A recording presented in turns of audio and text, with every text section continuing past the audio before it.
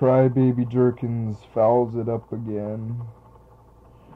Cranky, expecting to be changed every 15 minutes. Squinting permanent eyelids, shut tight. Large monobrow pointing very down. Pissed off cranky Baby Jerkins, filling his diaper up as fast as Jiffy Pop popcorn. Expecting the DDR Border Patrol of East Berlin to powder, change and burp him on command. He has used up all the hole punches on his diaper changing card. There are no freebies here, Buster. Milk tickets will not work. But he has paid his dues. All his life traveling around collecting crazy money and tattoos. For years living completely independent, associating himself with only the finest associates.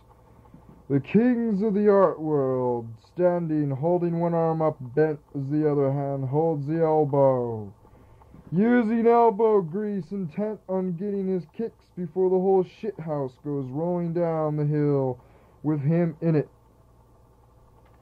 Rolling, bang, crash, sploosh, covered with the contents of a honey bucket. Going up past the elbow of Crybaby Jerkins. Going up past the elbow this time, fist fucking his associates of the art world. Favorite color shit brown. Favorite pastime, lying in an outhouse getting off on watching the little girl shit on him while jacking off.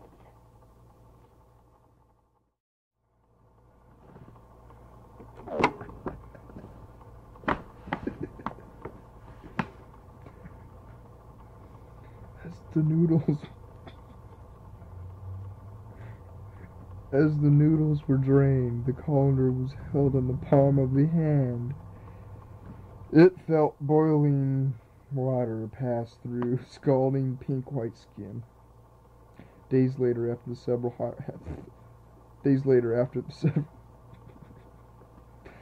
hyperventilative dressing changes, the penis was surgically split in halves by the plagiaristic hand.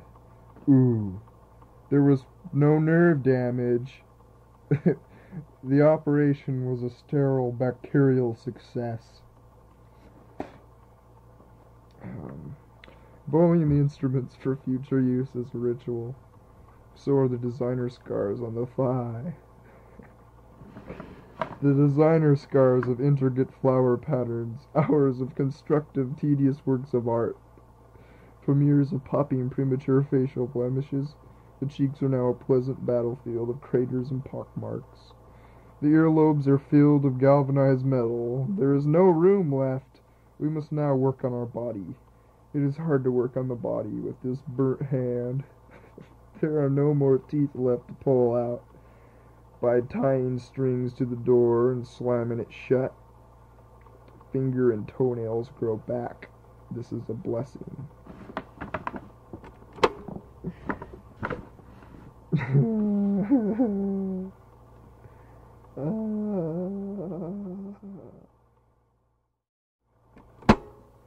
Chef Boyardee is meaner than a gorilla. He comes to me at night, willfully opening the locks, bending the bars on my window, costing me horrendous amounts of money in home burglary devices. He comes to me in my bedroom, naked, shaved, and oiled, goose-bumped, thick black arm hairs risen off of his skin, standing in a pool of pizza grease, barking up flour. It enters my lungs. I cough, he laughs, he mounts me. I like to kick his hot, sneaking laugh. Jesus Christ. This is so stupid.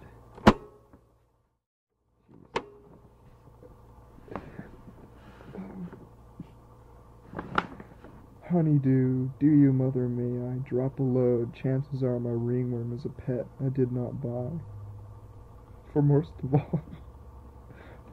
of all, this uncle now happy, easy how uncle buckle down broken barnacles of fine sea before our father sells the seashells, hell's bells. The last person who ever polished the wood paneling back in '83 is because she name is Wilhelmina Chuck Straight, hung on out with the thingy-majig. Dust you thank a Bubba Tuba.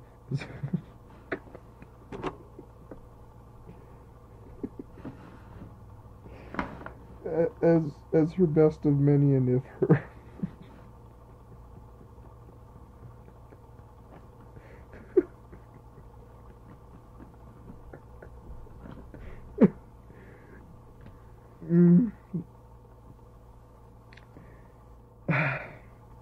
as her best of many, and if for our is what not all.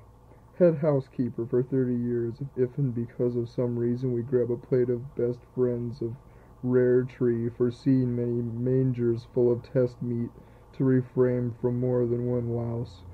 Be straight. God, so stupid. This is so stupid. Oops.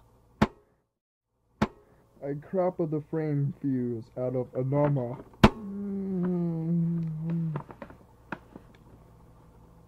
In regards to my name, is regardless of the sentence which may have thrown you off or got you off, I could only be such a fool to honestly think such a lord would think. How could one such suck-winding force of so many celebs, clones, in hopes of celebrating the caliber of such hipness? May I throw out my hip? I had a bad fall. I limped with the best of them.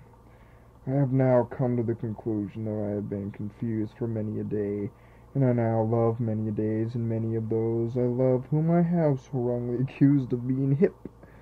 Those who come to celebrate with one another only for the reasons of companionship in which they so rightly share. They share the same things, they seek out others, so fuck at peace am I. You're a good one. If a razor blade factory worker littered the floor with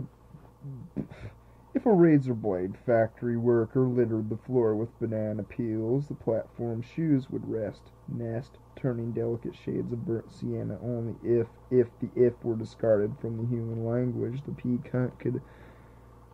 What is that word? The pea cunt could... whatever. Leave wholesome, smiling prairie boy babies and bubbling spit pea soup. Mr. Tambourine Man. Captain Kirk mounts Captain Crunch, and in a sweaty, holistic, wet uterus, he picks both their noses with a shiny new butter knife. We must use instruments from the Milton Bradley game Operation to remove the small portable television from inside the colon. Buzz, we have lots the picture tube. Alas, we have no black velvet peonies to worship. The birds ran up the hill, faster and faster, straining to catch the light bulbs as they exploded inside the skulls of dead, aborted babies. Gross. Pro-life grannies wait in the muck and mire, skilled with the art of archery. They strike the birdies with their arrows. Ones hit, the birdies turn into large eyeballs, only to lie there and stir up the dress of the granny.